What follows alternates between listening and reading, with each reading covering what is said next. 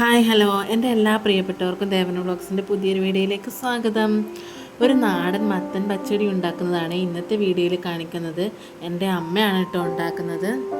അപ്പോൾ മത്തൻ ചെറുതായിട്ട് ഇതുപോലെ അരിഞ്ഞെടുത്ത് അത് കഴുകിയതിന് ശേഷം ഉപ്പും കുറച്ച് വെള്ളം ഒഴിച്ച് അത് കുക്കറിലിട്ട് ഒരു വിസിൽ വരുന്നത് വരെ വേവിച്ചെടുക്കണം.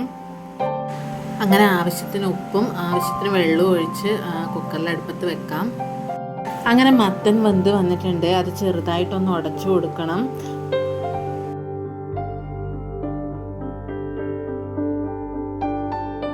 അത് കഴിഞ്ഞ് തേങ്ങ ചിരകിയതും കടുകും 2 പച്ചമുളകും അരച്ചെടുക്കണം.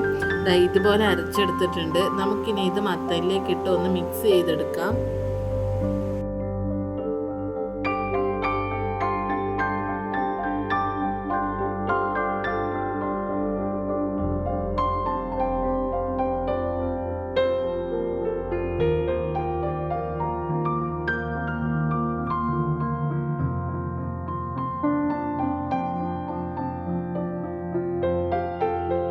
അങ്ങനെ തേങ്ങ അരച്ചത് ചേർത്ത് മിക്സ് ചെയ്തതിലേക്ക് കുറച്ച് തൈര് ഒഴിച്ചു കൊടുക്കാം. തൈരിൻ്റെ പുളിയൊക്കെ നോക്കി നമുക്ക് എത്രയാണോ ആവശ്യമെന്ന് നോക്കിയിട്ട് ഒഴിച്ചു കൊടുത്താൽ മതി.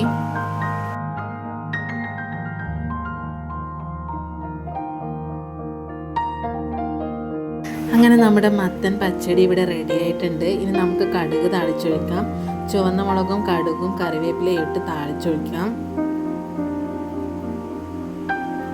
അടിപൊളി ടേസ്റ്റാണ് കേട്ടോ മത്തൻ പച്ചടി. എല്ലാവരും എന്തായാലും ഉണ്ടാക്കി നോക്കൂ കേട്ടോ.